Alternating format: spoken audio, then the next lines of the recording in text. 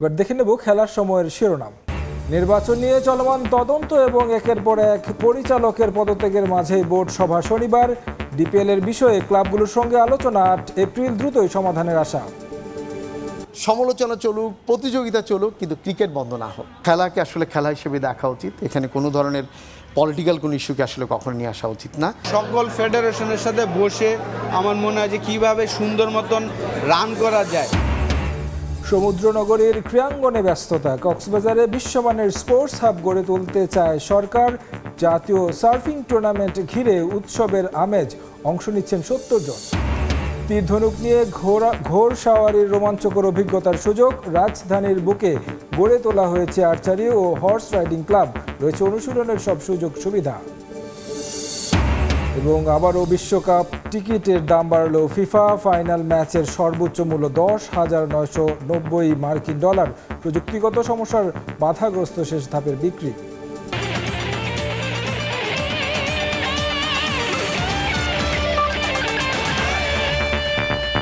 এ সপ্তাহে বিসিবির নির্বাচনের তদন্ত কমিটির রিপোর্ট দেওয়ার কথা। তার আগে শনিবার গুরুত্বপূর্ণ সভা ডেকেছে আমিনুল ইসলামের বোর্ড। তদন্ত রিপোর্ট ও প্রিমিয়ার লিগ নিয়ে তৈরি হওয়া সমস্যা সমাধান করা সবার গুরুত্বপূর্ণ এজেন্ডা। দেশের ক্রিকেটকে হুমকির মুখে না ফেলে ক্লাবগুলোকে লিগে অংশগ্রহণ করার বিষয়টি আবারও বিবেচনার আহ্বান জানিয়েছেন বিসিবির মিডিয়া কমিটির চেয়ারম্যান মুকছেদ কামাল বাবু। এছাড়া পরিচালকদের পদত্যাগে বিসিবি বেশ চাপেই আছে বলে জানান বাবু। পরিচালকদের পদত্যাগের হিড়িক ধোঁয়াশায় ঢাকা প্রিমিয়ার লিগ। নির্বাচন নিয়ে তদন্ত কমিটির রিপোর্টের অপেক্ষা। এসব মাথায় নিয়ে বোর্ড সভায় বসছেন বিসিবি কর্তারা। এ সপ্তাহে তদন্ত কমিটির রিপোর্ট দেওয়ার কথা। তার আগে সভা ডেকেছে আমিনুল ইসলাম বুলবুলের বোর্ড। সেই রিপোর্ট থাকবে আলোচনায়। সবাই থাকছে আর কি এজেন্ডা। যে সকল আলোচনা এখন আছে বোর্ড সংক্রান্ত, তারপরে বোর্ডের কার্যক্রম সংক্রান্ত, প্রিমিয়ার লিগ, তারপর হচ্ছে আপনার ওমেন্স বিপিএল, এগুলো সহ নিয়মিত বিষয়গুলো নিয়ে আলোচনা হবে।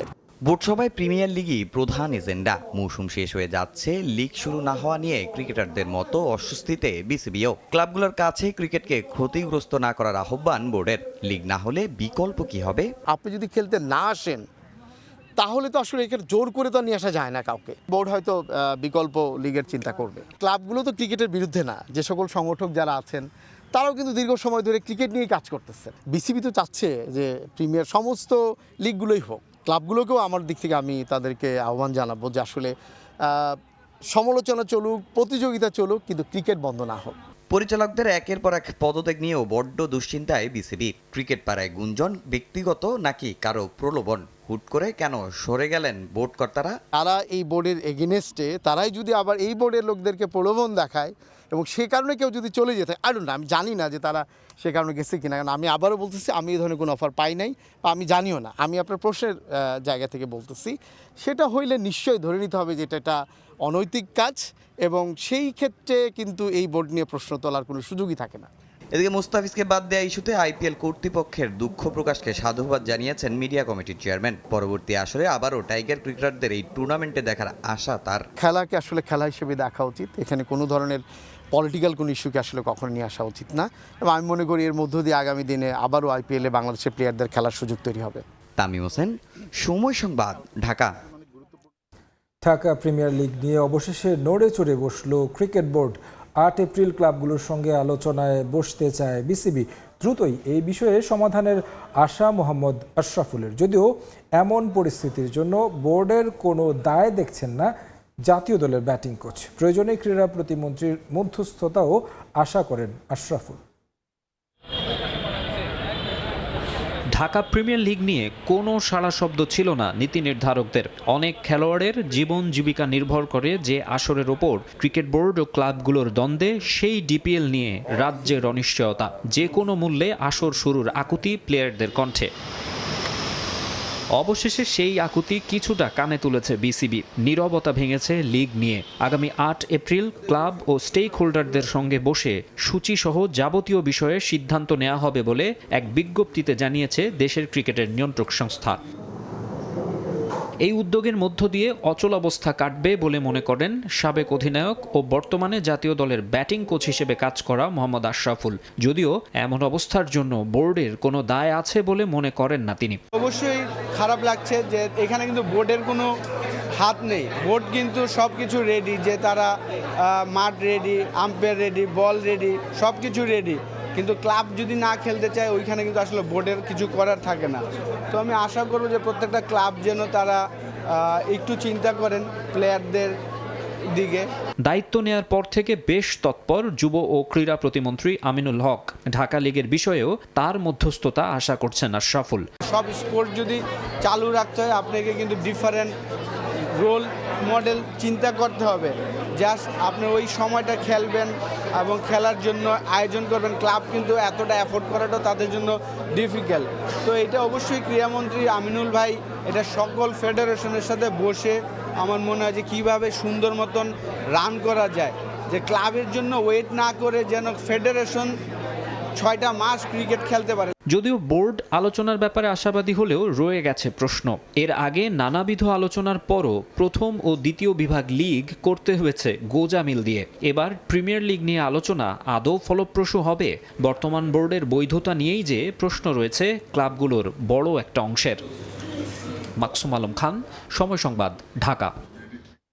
বিশ্বের দীর্ঘতম সমুদ্র সৈকতকে কেন্দ্র করে কক্সবাজারে বিশ্বমানের স্পোর্টস হাব গড়ে তুলতে চায় বর্তমান সরকার। এই লক্ষ্যে ফুটবল, ক্রিকেট ও প্র্যাকটিস গ্রাউন্ড সহ ইনডোর সুবিধা সহ স্পোর্টস ভিলেজ গড়ে তোলা হবে, এমনটা জানিয়েছেন যুব ও ক্রীড়া প্রতিমন্ত্রী আমিনুল হক। এছাড়া দ্রুত জেলা স্টেডিয়ামের সংস্কারের নির্দেশনা দিয়েছেন তিনি। মোহাম্মদ ফরাজের ক্যামেরায় বিস্তারিত জানাচ্ছেন Sujauddin Rubel. Beach football, beach cricket, beach volleyball কিংবা সার্ফিং, বছর জুড়ে পর্যটন নগরী কক্সবাজার মেতে থাকে ক্রীড়া উৎসবে। এখানে আছে একটি আন্তর্জাতিক মানের ক্রিকেট স্টেডিয়াম ও জেলা স্টেডিয়াম। বিশেষ নজর দিলে এই স্থানই হতে পারে দেশের ক্রীড়া হাব। নতুন সরকার গঠনের 1 মাসের মাঝেই কক্সবাজারে ছুটে আসেন যুব ও ক্রীড়া প্রতিমন্ত্রী মোহাম্মদ আমিনুল হক। প্রতিমন্ত্রী পরিদর্শন করেন Cox's Bazar cricket stadium, gallery, academy ও মূল মাঠ পরিদর্শন করে দেখেন স্টেডিয়ামের বর্তমান পরিস্থিতি। বেহাল দশায় সন্তুষ্ট নন তিনি। স্টেডিয়াম ঘিরে কক্সবাজারে বিশ্বমানের স্পোর্টস ট্যুরিজম কেন্দ্র গড়ার পরিকল্পনার কথা জানান প্রতিমন্ত্রী। আমরা একটি স্পোর্টস কমপ্লেক্স বা স্পোর্টস ভিলেজ বলি কিংবা স্পোর্টস ট্যুরিজমের জন্য আমাদের যে সুযোগ সুবিধাগুলো দরকার, আমরা এটি আলোচনার মাধ্যমে ইনশাল্লাহ নতুনভাবে এটাকে শুরু করতে চাই। কক্সবাজারের যে ট্যুরিজমের যে স্পটটি, সেটি শুধু বাংলাদেশ না, সারা বিশ্বেই অত্যন্ত প্রসিদ্ধ একটি জায়গা আমাদের কক্সবাজার। সেটিকে আমরা স্পোর্টস ট্যুরিজমের মাধ্যমে কিভাবে কাজে লাগিয়ে এখানে গ্যালারি ছাড়াও মাঠে কিংবা গ্রাসের ভিতরে বসে শুয়ে আমরা দেখেছি যে অনেকেই খেলা উপভোগ করেন। সো যেহেতু কক্সবাজার এমন একটি সুন্দর জায়গা, সেইটার আদলে আমরা এই ধরনের কিছু করতে পারি কিনা সেটি আমাদের পরিকল্পনায় ডেফিনেটলি থাকবে। এর আগে যান কক্সবাজার জেলা স্টেডিয়ামে। সেখানকার নাজুক অবস্থা সরজমিনে দেখে দর্শকদের সতর্ক থাকার আহ্বান জানিয়ে দ্রুত সংস্কারের নির্দেশ দেন যুব ও ক্রীড়া প্রতিমন্ত্রী। 64টা জেলায় আমাদের নতুন করে স্পোর্টস কর্মসূচি উদ্বোধন করবেন আমাদের মাননীয় প্রধানমন্ত্রী। সো কক্সবাজার জেলা স্টেডিয়ামটিও আমরা সংস্কারের জন্য ইতিমধ্যে আমাদের এনএসসিকে নির্দেশনা দেওয়া হয়েছে। আমরা খেলাধুলাকে তৃণমূল পর্যায়ে ছড়িয়ে দেওয়ার জন্য আমি আপনাদের যেমন সহযোগিতা চাই, আমি চাই যে আমাদের তরুণ প্রজন্ম, ভবিষ্যৎ প্রজন্ম, তারাও যাতে খুশি হয়ে উৎফুল্লভাবে যাতে উৎসাহিত হয়ে যাতে প্রত্যেকটি খেলায় অংশগ্রহণ করে এবং আমাদের এই মাঠের সংস্কারের জন্য আমাদের যা যা করণীয় রয়েছে আমরা সর্বোচ্চটুকু করব। স্টেডিয়াম পরিদর্শনের সময় প্রতিমন্ত্রীর সঙ্গে ছিলেন কক্সবাজার 3 আসনের সংসদ সদস্য লুৎফর রহমান কাজল, জেলা প্রশাসক এবং জেলা ক্রীড়া সংস্থার কর্মকর্তারা। সুজাউদ্দিন রুবেল, সময় সংবাদ, কক্সবাজার। সমুদ্রের ঢেউ যেন শুধু জলরাশি নয়, এক একটি স্বপ্নের প্রতীক। কক্সবাজার সমুদ্র সৈকতে সেই স্বপ্নকে বাস্তবে রূপ দিতে জড়ো হয়েছেন দেশের সেরা 70 জন নারী ও পুরুষ সার্ফার। তাদের চোখে মুখে একটাই লক্ষ্য, ঢেউ জয় করে লাল সবুজের পতাকাকে বিশ্বমঞ্চে তুলে ধরা। 8ম জাতীয় সার্ফিং টুর্নামেন্টকে ঘিরে পুরো সমুদ্র সৈকত এখন উৎসবের রঙে রঙিন। প্রতিযোগীদের উচ্ছ্বাস, দর্শকদের আগ্রহ সব মিলিয়ে তৈরি হয়েছে এক প্রাণবন্ত পরিবেশ। এদিকে পর্যটন ও সার্ফিংকে আরও এগিয়ে নিতে প্রয়োজনীয় সব ধরনের উদ্যোগ নেওয়া হবে বলে জানিয়েছেন যুব ও ক্রীড়া প্রতিমন্ত্রী। মোহাম্মদ ফারাজের ক্যামেরায় আরও জানাচ্ছেন সুজাউদ্দিন রুবেল। সমুদ্রের গর্জন আর একের পর এক ছুটে আসা ঢেউ, প্রকৃতির এই অপার সৌন্দর্যের মাঝেই স্বপ্ন বুনছেন বাংলাদেশের সার্ফাররা। কক্সবাজার সমুদ্র সৈকত বিশ্বের দীর্ঘতম প্রাকৃতিক সমুদ্র সৈকত আজ যেন রূপ নিয়েছে এক উৎসবমুখর অঙ্গনে। এখানে বসেছে 8ম জাতীয় সার্ফিং টুর্নামেন্ট। সেরা 70 জন নারী পুরুষ সার্ফার জড়ো হয়েছেন এক স্বপ্ন নিয়ে, ঢেউ জয় করে নিজেদের দক্ষতা প্রমাণ করা আর লাল সবুজের পতাকাকে পৌঁছে দেওয়া আন্তর্জাতিক মঞ্চে। প্রতিটি ঢেউ এখানে শুধুই জলরাশি নয়, যেন এক একটি চ্যালেঞ্জ। আর সেই চ্যালেঞ্জকে সাহস আর দক্ষতায় মোকাবেলা করছেন প্রতিযোগীরা। কেউ পড়ে যাচ্ছেন, আবার কেউ উঠে দাঁড়াচ্ছেন, কারণ তাদের লক্ষ্য একটাই, জয়। আমরা সার্ফিং ফেডারেশন অ্যাসোসিয়েশনের কাছে একটাই আশা করব, যেন প্রতি 3 মাস 6 মাস পরে এই কম্পিটিশনগুলো চালাইতে থাকে বিদেশের মতো। এশিয়ান গেমসের জন্য সিলেকশনে জায়গা করে নিতে চাই, যেটা জাপান এশিয়ান গেমস চলবে ওইটাতে বাংলাদেশের পতাকা নিয়ে মঞ্চে উঠতে চাই, এটা আমার স্বপ্ন। এখন টুর্নামেন্টে অংশ নিয়েছেন 14 জন নারী সার্ফারও। ঢেউয়ের সঙ্গে লড়াইয়ে তারাও পিছিয়ে নেই, বরং দৃঢ় প্রত্যয়ে এগিয়ে যাচ্ছেন নিজেদের স্বপ্নের পথে। তাদের শুধু প্রতিযোগিতায় ভালো করা নয়, বাংলাদেশের সার্ফিংয়ে নারীদের অংশগ্রহণ বাড়ানো, নতুন প্রজন্মের নারী সার্ফারদের অনুপ্রাণিত করা এবং আন্তর্জাতিক অঙ্গনে দেশের প্রতিনিধিত্ব করে নিজেদের সক্ষমতা জানান দেওয়া। পড়ালেখার পাশাপাশি সার্ফিংও করি, আমার অনেক স্বপ্ন আমি অলিম্পিক খেলবো। নারীদের জন্য যদি আলাদা ক্লাব হয় এটা বেটার হয়। আমরা চাচ্ছি 50 জন 100 জনের মতো মেয়ে নারী সার্ফার হয়ে আমাদের বাংলাদেশকে তুলে ধরো। শুধু প্রতিযোগিতা নয়, এই আয়োজন ঘিরে তৈরি হয়েছে উৎসবের আমেজ। সার্ফিংকে ঘিরে নতুন করে সম্ভাবনা দেখছেন সংশ্লিষ্টরা। আগে এরকম আমরা পাইনি, এখন যেভাবে সরকার এগিয়ে আসতেছে আমরা মনে করি যে সরকার থেকে আমরাও পাবো, আরও এগিয়ে আসা দরকার এবং আসছেও। আমি বলবো না যে আসছে না, আমরা তো খুবই আশাবাদী এখন। এদিকে যুব ও ক্রীড়া প্রতিমন্ত্রী জানিয়েছেন পর্যটন ও সার্ফিংকে এগিয়ে নিতে নেওয়া হবে প্রয়োজনীয় সব উদ্যোগ। আমরা আশা করি আপনাদের সার্ফিং ফেডারেশনের মাধ্যমে আপনারা আমাদেরকে জাতীয়ভাবে কবে কবে আপনারা এখানে সার্ফিংয়ের টুর্নামেন্ট আয়োজন করবেন এবং আন্তর্জাতিক পর্যায়ে কবে কবে আপনাদের এই টুর্নামেন্ট রয়েছে সেই বিষয়গুলো অবগত করলে আমরা আমাদের ক্রীড়া পরিষদ থেকে, আমাদের স্পোর্টস মিনিস্ট্রি থেকে সার্বিকভাবে সকল সহযোগিতা সবসময় আপনাদের জন্য থাকবে ইনশাআল্লাহ। এই প্রতিযোগিতা শুধু একটি খেলাই নয়, বরং তরুণ তরুণীদের স্বপ্ন দেখার এক মঞ্চ। ঢেউয়ের সঙ্গে লড়াই করে যারা এগিয়ে যাচ্ছেন তারাই একদিন বাংলাদেশের নাম উজ্জ্বল করবেন বিশ্ব দরবারে। সুজাউদ্দিন রুবেল, সময় সংবাদ, কক্সবাজার। ইট পাথরের ব্যস্ত নগরীতে চাইলেই পারবেন রোমাঞ্চকর অভিজ্ঞতার সুযোগ নিতে। শিখতে পারেন তীর ধনুকের খেলা, আর্চারি কিংবা ঘোড়ার পিঠে সওয়ারি। রাজধানীর 100 ফিটে এই দুইয়ের সংমিশ্রণে গড়ে তোলা হয়েছে বাংলাদেশ ইকুয়েস্ট্রিয়ান ক্লাব, যার অধীনে পরিচালিত হচ্ছে স্পাইডার আর্চারি ট্রেনিং একাডেমি। পেশাদার কোচের অধীনে রয়েছে অনুশীলনের সব সুযোগ সুবিধা। আরব্য রজনীর উপন্যাসে বুঁদ হয়ে প্রেমে পড়েছেন তীর ধনুকের, কিংবা নিতে চান ঘোড়ায় চড়ার রোমাঞ্চকর অভিজ্ঞতা। রাজধানী ঢাকাতেই এই দুয়ের সংমিশ্রণে গড়ে তোলা হয়েছে বাংলাদেশ ইকুয়েস্ট্রিয়ান ক্লাব, যেখানে পেশাদার আর্চারি শেখার সুযোগ তৈরি করেছে স্পাইডার আর্চারি ট্রেনিং একাডেমি। রাজধানীর 100 ফিটের সানভ্যালি আবাসিকে এমন অভিনব উদ্যোগ নিয়েছেন তাহিয়া ইসলাম, ইশফাক হোসেনের মতো কয়েকজন উদ্যোক্তা। সারাও মিলছে, রোমাঞ্চকর অভিজ্ঞতা যাদের পছন্দ তাদের কাছে জনপ্রিয় হচ্ছে এমন অভিনব উদ্যোগ। All the young stars who are interested in participating in national and international archery or who are interested to participate in the Olympics, they're most welcome to our training academy and they can play for the country and represent the country in a very beautiful way. ছোট বাচ্চারা, বড়রা যারা আর কি একটু রিক্রিয়েশনালিও খেলতে চায়, আবার যারা একটু ন্যাশনাল ইন্টারন্যাশনাল লেভেলে প্রতিদ্বন্দ্বিতা করতে চায় তাদের জন্য যাতে এরকম ফ্যাসিলিটিস থাকবে ওরকম একটা ব্যবস্থা হবে। শখের বশে কিংবা পেশাদার হিসেবে চাইলেই নিজেকে গড়ে তুলতে পারেন আর্চার হিসেবে। আর্চারি ফেডারেশনের সহায়তায় পেশাদার কোচের অধীনে আছে সব সুযোগ সুবিধা। যদি আপনার ফিজিক্যাল ফিটনেস ভালো থাকে আপনি 50-এর পরে যায় অলিম্পিক করতে পারবেন যদি আপনি খেলতে পারেন। এই জন্য আমি সবাইকে বলবো যে আর্চারিতে আসলে জয়েন করার জন্য। যদিও পেশাদারিত্বের বাইরে শখের বশে অনেকেই এখানে আসছেন রোমাঞ্চকর অভিজ্ঞতা নিতে। ব্যস্ত নগরীতে পরিবার কিংবা বন্ধুদের নিয়ে ভালো সময় কাটাতে স্পাইডার আর্চারি ট্রেনিং একাডেমি হতে পারে আপনার পছন্দের গন্তব্য। আর্চারি বলেন, হর্স রাইডিং বলেন, ইকুয়েস্ট্রিয়ান বলেন, এইসব এরকম টাইপের ডাইভার্সিফিকেশন আমাদের আউটডোর অ্যাক্টিভিটিসে আমাদের আরও দরকার। তো এখানে যারা উদ্যোক্তা এটার, আমি ওনাদেরকে সবার আগে কনগ্রাচুলেট করব যে এরকম একটা অভিজ্ঞতা করার অপরচুনিটি আমাদের সবাইকে দিচ্ছে। This is something I've looked forward to my whole life. I think এখন আমি বাবা মাকে বলতে পারবো যে আমি একটা ওয়ার্থওয়াইল কিছু করছি। And to my message to all the young people out there would be get your children to archery. আর্চারির পাশাপাশি ঘোড়ার পিঠে সওয়ারিও জনপ্রিয়তা পাচ্ছে প্রতিনিয়ত। ঢাকার এই ব্যস্ত নগরীতে যদি আপনি স্বাচ্ছন্দ্যে একটু আর্চারি শিখতে চান, সেই সাথে এই ঘোড়ার সঙ্গে একান্ত সময় কাটানোর সুযোগ চান, তাহলে আপনার জন্য আদর্শ জায়গা হতে পারে এই স্পাইডার আর্চারি ট্রেনিং একাডেমি, যেখানে আসলে একের ভিতরে দুই এবং স্বাচ্ছন্দ্যে একটা মনোমুগ্ধকর সময় কাটানোর সুযোগ এখানেই পাওয়া যাবে। সাব্বির মিথুন, সময় সংবাদ, ঢাকা। আবারও বিশ্বকাপ টিকিটের মূল্য বাড়ালো ফিফা।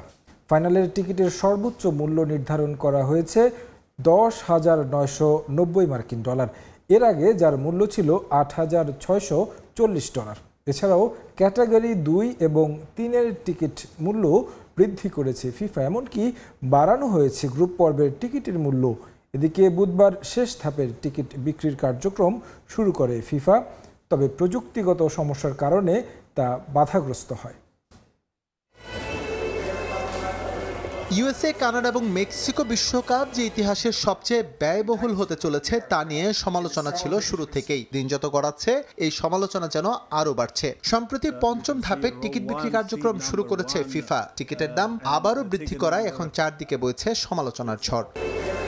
কাতার বিশ্বকাপের সঙ্গে তুলনা করলে এই বিশ্বকাপ সাধারণ দর্শকের উপভোগের আওতার বাইরে চলে যাচ্ছে। বিশেষ করে ফিফার ডাইনামিক প্রাইসিং নীতি এটিকে আরো কঠিন করে তুলেছে। ফিফা আগেই জানিয়েছিল চাহিদার ভিত্তিতে এবার টিকিটের মূল্য ওঠানামা করবে। সেটা এখন এমন পর্যায়ে গিয়ে ঠেকেছে যে সাধারণের ক্রয় ক্ষমতার বাইরে চলে যাচ্ছে।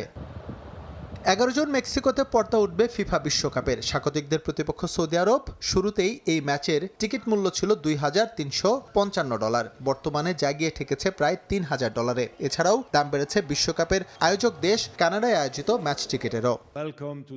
তবে অস্বাভাবিক হারে মূল্য বৃদ্ধি পেয়েছে বিশ্বকাপ ফাইনালের টিকিটের। এই ম্যাচের সর্বোচ্চ ক্যাটাগরির দাম ছিল এর আগে $8,640, বর্তমানে যা গিয়ে ঠেকেছে প্রায় $11,000 মার্কিন। অর্থাৎ এই ম্যাচ উপভোগ করতে হলে বাংলাদেশি মুদ্রায় গুনতে হবে প্রায় $13.5 লাখ টাকা। এছাড়াও উল্লেখযোগ্য হারে বেড়েছে ক্যাটাগরি 2 ও 3 টিকিট মূল্য। গ্রুপ পর্বের 72টি ম্যাচের মধ্যে 17টি টিকিট তালিকাভুক্ত করেছে ফিফা। তবে নকআউট পর্বের কোনো ম্যাচের টিকিটের বিষয়ে এখনও কোনো তথ্য নিশ্চিত করা হয়নি। কোন ম্যাচের জন্য কোন ক্যাটাগরির টিকিট পাওয়া যাবে তাও স্পষ্ট করেনি ফিফা। ফলে শেষ ধাপে টিকিট সংগ্রহ করতে গিয়ে মারাত্মক বিপাকে পড়ছেন সমর্থকরা। এবার সব টিকিট একবারে বাজারে ছাড়েনি ফিফা। বর্তমানে চলছে বিক্রির পঞ্চম ধাপ। এর আগে ভিসা কার্ড, প্রিসেল, প্রাথমিক ড্র, র্যান্ডম সিলেকশনের মাধ্যমে টিকিট বিক্রি করে ফুটবল নিয়ন্ত্রক সংস্থা। এবারই প্রথম নির্দিষ্ট আসন নির্বাচন করে টিকিট কেনার সুযোগ দেওয়া হয়েছে, যা আগে শুধুমাত্র ক্যাটাগরি অনুযায়ী আবেদন করার মাধ্যমে দেওয়া হতো। এদিকে প্লে অফ শেষে বসনিয়া হার্জেগোভিনা, কঙ্গো, চেক প্রজাতন্ত্র, ইরাক, সুইডেন ও তুরস্ক বিশ্বকাপের চূড়ান্ত পর্বে জায়গা নিশ্চিত করেছে। অন্যদিকে ইতালি, পোল্যান্ড, ডেনমার্ক, জ্যামাইকা ও বলিভিয়ার মতো দেশ ছিটকে গেছে বিশ্বকাপ থেকে। এসব দেশ থেকে যারা আগে টিকিট সংগ্রহ করেছেন তারা চাইলে তা পুনরায় বিক্রি করতে পারবে বলে জানিয়েছে ফিফা। এস এম ইকবাল, সময় সংবাদ। বিশ্বকাপ ব্যর্থতার দায়ে ফেডারেশন প্রধান গ্যাব্রিয়েল গ্রাভিনার পর জিয়ানলুইজি বুফনের পদত্যাগে টালমাটাল ইতালির ফুটবল। অবকাঠামোগত উন্নয়ন না করলে 2032 সালের ইউরোর আয়োজক সত্ত্ব কেড়ে নেয়ার হুঁশিয়ারি দিয়েছেন উয়েফা সভাপতি আলেকজান্ডার সেফরিন। চরম সংকটের মাঝে ইতালির ফুটবল পুনর্গঠনে এক হয়েছে Syria players association, referee's association সহ সাবেক ফুটবলাররা। জাতীয় দলের পাইপলাইন সমৃদ্ধির জন্য বয়সভিত্তিক ফুটবলে জোর দেওয়ার উদ্যোগ নেওয়ার কথা জানিয়েছে সিরিয়ার ক্লাবগুলো।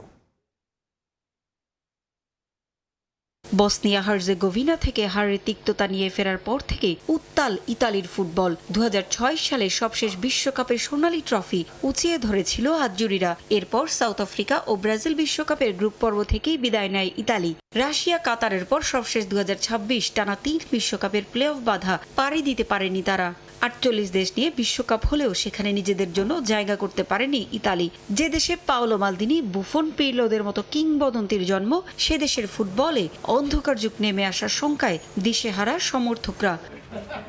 বিশ্বকাপ বাছাইয়ে ইউরোপিয়ান প্লে অফ থেকে বাদ পড়ার পর থেকে দেশটির ফুটবল ফেডারেশনের সামনে বিক্ষোভ অব্যাহত রয়েছে সমর্থকদের। ব্যর্থতার দায় কাঁধে নিয়ে পদত্যাগ করেছেন ফেডারেশন প্রধান গ্যাব্রিয়েল গ্রাভিনা। তার পদ ধরেছেন ন্যাশনাল টিম ডেলিগেশন প্রধান জিয়ানলুইজি বুফনো। পদত্যাগের হিড়িকের মধ্যে নতুন করে দুঃসংবাদ পেয়েছে আজজুরিরা। নানা সমস্যায় জর্জরিত ইতালি তাদের ফুটবল স্টেডিয়ামগুলোর অবকাঠামোগত উন্নয়ন না আনলে 2032 সালের ইউরোর আয়োজক সত্য হারাবে।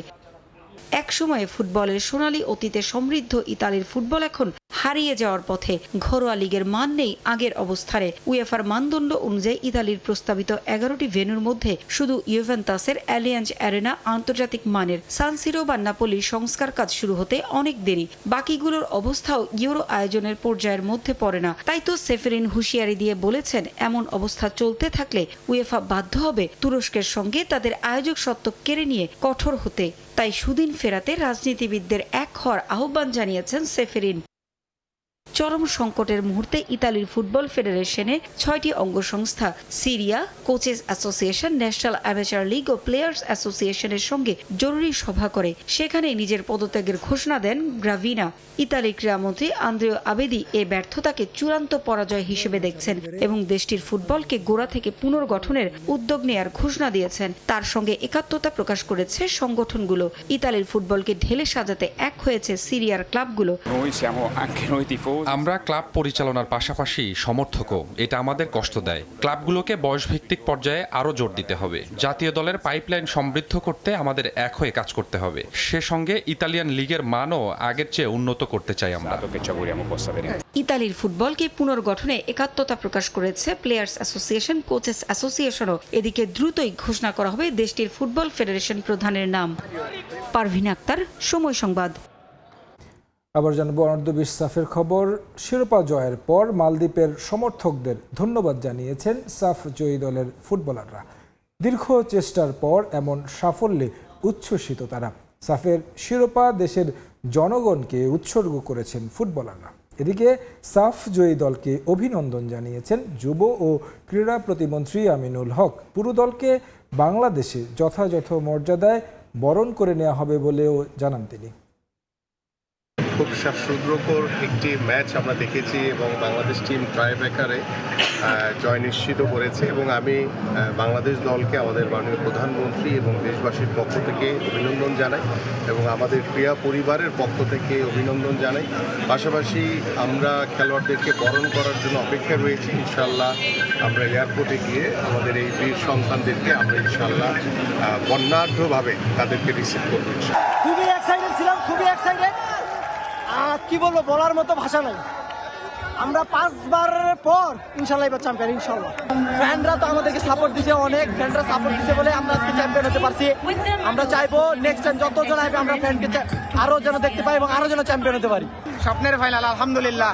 সবার আগে আল্লাহর কাছে লাখ লাখ শুকরিয়া, আজকে আমরা চ্যাম্পিয়ন হতে পেরেছি। আজকের জয় আমরা পুরো দেশবাসীকে উৎসর্গ করলাম। 20 কোটি মানুষের স্বপ্নটারে আমি রক্ষা করতে পারছি।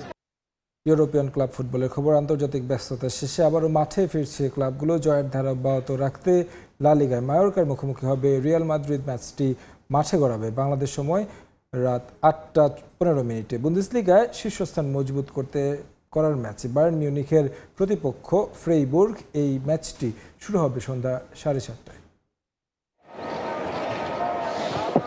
রেসে টিকে থাকলেও এই মৌসুমে অনেকটাই ক্ষীণ রিয়াল মাদ্রিদের শিরোপার স্বপ্ন।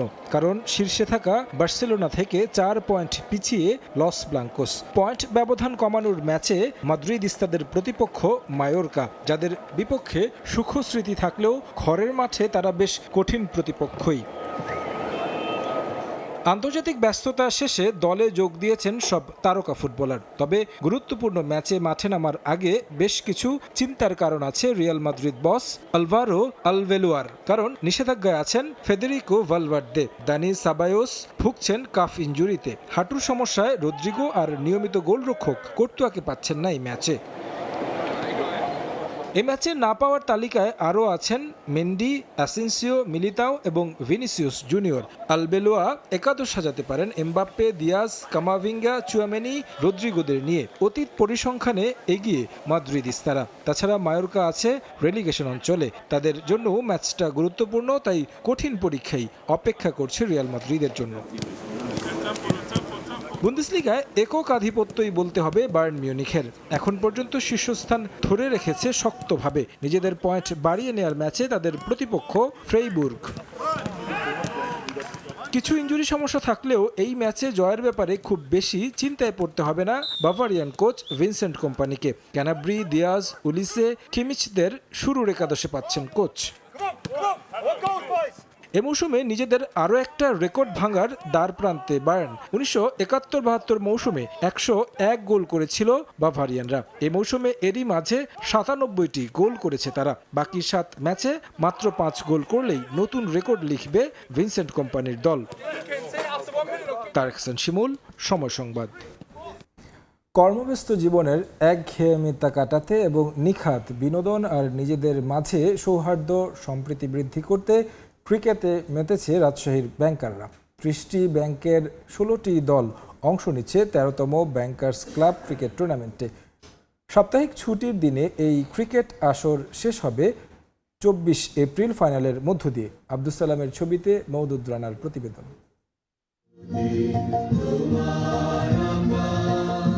জাতীয় সঙ্গীত ও বর্ণাঢ্য অনুষ্ঠানের মধ্য দিয়ে উদ্বোধন হয় ব্যাংকার্স ক্লাব ক্রিকেট টুর্নামেন্ট।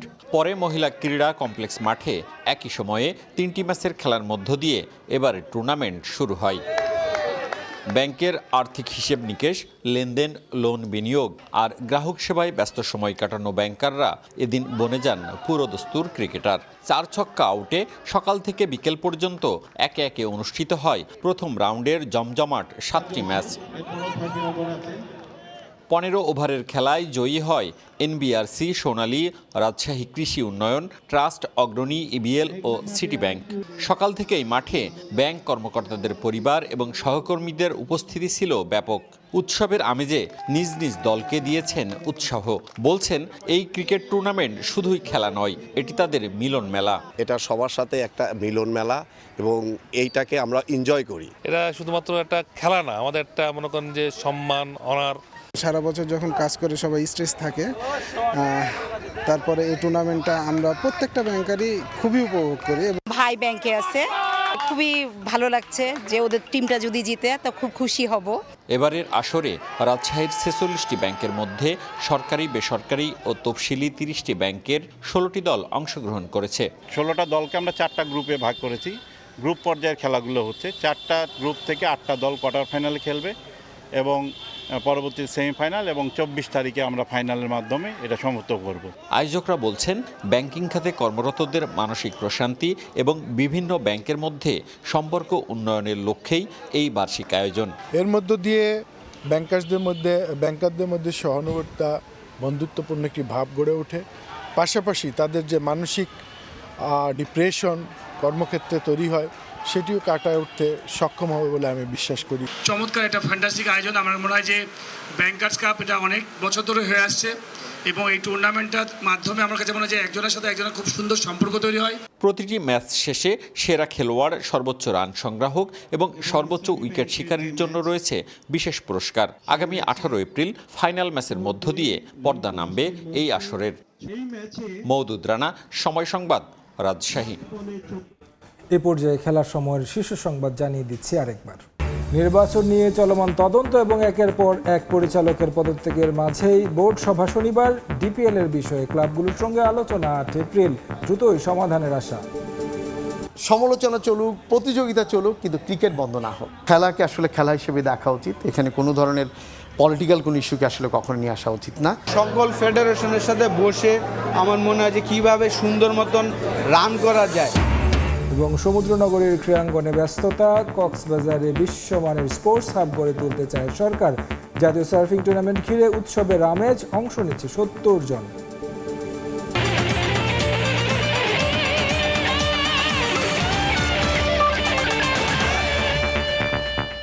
এই ছিল খেলার সময়। এরপর প্রবাসের সময় সঙ্গে থাকবেন আইরিন আয়াত। ধন্যবাদ শিমুল আপনাকে। প্রবাসের সময় নিয়ে ফিরছে কিছুক্ষণ পর, সঙ্গে থাকুন সময়ের।